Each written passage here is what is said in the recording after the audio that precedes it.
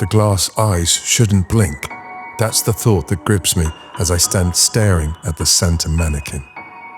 I've checked this display 1,000 times, but tonight something's very, very different. I could swear, just for a moment, those eyes moved. Security work isn't the most glamorous. Long, lonely nights, bad coffee, rubbish pay. But in this economy, you have to take what you can get. I've worked here for 8 months, patrolling the same dim hallways, locking the same doors. It's routine and predictable, and I find that calms me down. Recently though, the predictability has started to fray. The mall, like everything else, is cutting costs and being more eco-aware. Now, at night, most of the lights are turned off, leaving only emergency fixtures glowing faintly green along the corridors. The atrium, once bright and sterile even after hours, is now shrouded in shadows, the escalators disappearing off into a black hole.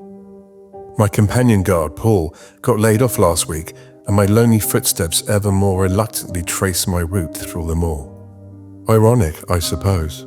A shrine to consumerism, trying to save a buck while encouraging everyone else to spend theirs. My trusted flashlight marks my path, its narrow beam sweeping across storefronts and down hallways. It makes the place feel so huge, and I try to shake off my eerie mood.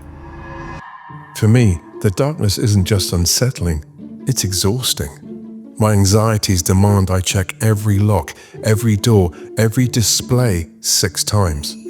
But now, without the overhead lights and without Paul, the shadows play tricks on me, and I find myself doubling back, checking again and again and again, unsure if I missed something or just imagined it. December rolls around, and my first Christmas working at the mall. I'm introduced to the North Pole Village display, which I'm told is an eyesore at the best of times. Fake snow sprayed across a garish red carpet. The rows of oversized candy canes look like prison bars, and at the center of it all, the grotesque Santa Mannequin. Each night, my eyes are constantly compelled to flow over the Santa display, checking all is in order. That Santa is just so unnerving, life-sized, with a beard that wetly glistens and eyes that are just a little too brilliant. I want to see kindness and generosity in them, but they only speak to me of cruelty and cunning. During the day, families swarm around him for photos, but by night, it's just me and the mannequin. I begin to hate it. I tell myself he's plastic and fabric, nothing more, but every time I make my rounds, those glassy blue eyes pull me in, locking onto me like they know something I don't. I start my rounds the same way every night. First, check the side entrance is locked. Next, that the food court is empty. Then, a sweep of the long stretch of storefronts, their security gates trembling under the dim emergency lights. With no more Paul, I've had to agree to work every night until New Year, or someone else will replace me. At least it's Christmas Eve. Only a few more days to go. I say goodbye to Rebecca, the last shop owner to go home, and lock up the side door behind her. The silence overwhelms me, the shadows deep navy velvet. My flashlight beam is swallowed by the darkness before it reaches the walls. I think longingly of my family at home, enjoying hot chocolates and Christmas movies.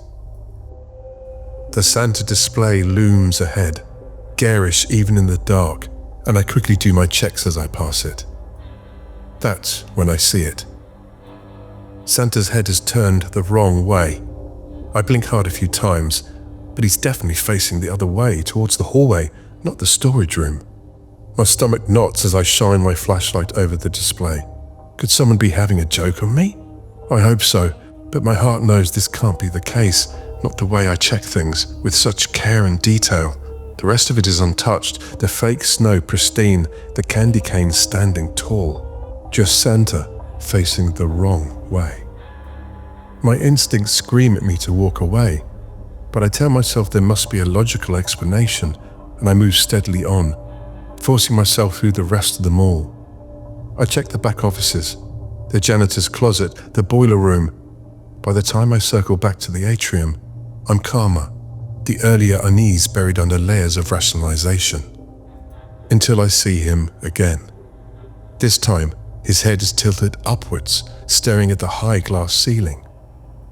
My heart thuds loudly in my ears. There's no one here, no one but me. It's not possible, I think. It's just some loose joint in the mannequin's neck. I step closer, my boots crunching softly on the fake snow. My flashlight beam catches his face, his wire-rimmed glasses reflecting my pale, sweaty stare. His mouth, which had been closed earlier, now hangs slightly open. I hesitate. My hand hovers near his shoulder. Just turn him back, I tell myself. Fix it and move on. I touch him. He's warm. I snatch my hand back. The mall is dead silent. I can hear my own ragged breath. And then I hear it. Help me. It's faint, little more than a soft sigh, but unmistakable. My flashlight wavers as I scan the display. The sound couldn't have come from him, could it? The whisper comes again, louder, clearer. Help me. My legs tremble, and I step back, nearly tripping over an elf. My mind races for explanations, a hidden speaker, a prank, something, anything. But when I meet his gaze, the impossible truth occurs to me. He's alive. My shaking flashlight catches a glint of gold. There's a chain around his neck with an engraved gold disc on it. I can just about make it out. In loving memory of Joseph Morrison, may his spirit bring joy to all who meet him. I stare at the mannequin, at his slightly open mouth. No. I should leave now. Every fiber of my being screams at me to run, to get out. But my feet stay rooted. My mind buzzes with a familiar, maddening itch. I need to be sure. I reach for his face. The second my fingers graze his cheek, his head snaps towards me. His mouth stretches open wide, impossibly wide, revealing nothing but darkness inside. Don't leave. The words come out as a guttural rasp, vibrating through the dark, stale air. My scream catches in my throat as I stagger back. My flashlight tumbles to the floor, spinning wildly. The last thing I see before I bolt is his hand. It's moving, reaching out, the white gloved fingers stiff but strong and determinedly aimed towards me. I don't remember how I made it outside. All I know is the cold air slamming into my lungs as I collapse against my car, shaking. As my breathing calms, another dread, twistedly familiar, enters me, and I know I can't leave without completing my rounds. I have to go back. I try to tell myself it doesn't matter, that it's madness to go back inside. Every time I close my eyes, I see his face, his mouth opened slackly, his eyes pleading. Santa is waiting, and this time, I know I might not so luckily escape. My hands seem to develop a will of their own, and they open the door and suddenly I'm back inside. I use my phone torch to do my sweep checks of the shops, and then I'm back in the atrium. He's gone. I walk over to the display. 2 deep holes lie in the plastic snow, showing where he had stood. Okay, you've done your checks. He's been scared off. Now go, my mind yells at me. I try to move my feet, but they seem weirdly magnetized to the fake snowy ground. I try to scream, but my mouth feels tight and dry and no sound comes out. I frantically lift my phone to call my wife, but my hands don't feel like they belong to me, and I appear to be wearing pure white gloves which can't press the screen. My face feels like electric shocks are triggering all over it, and when I look down my nose, I can see soft silver curls tumbling over a deep red tunic. Santa appears from the shadows.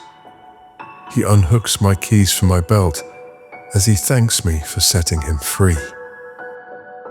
I blink as my eyes frost over, one last tear gathering but unable to fall, as I wonder how long it will be before I, too, can be set free.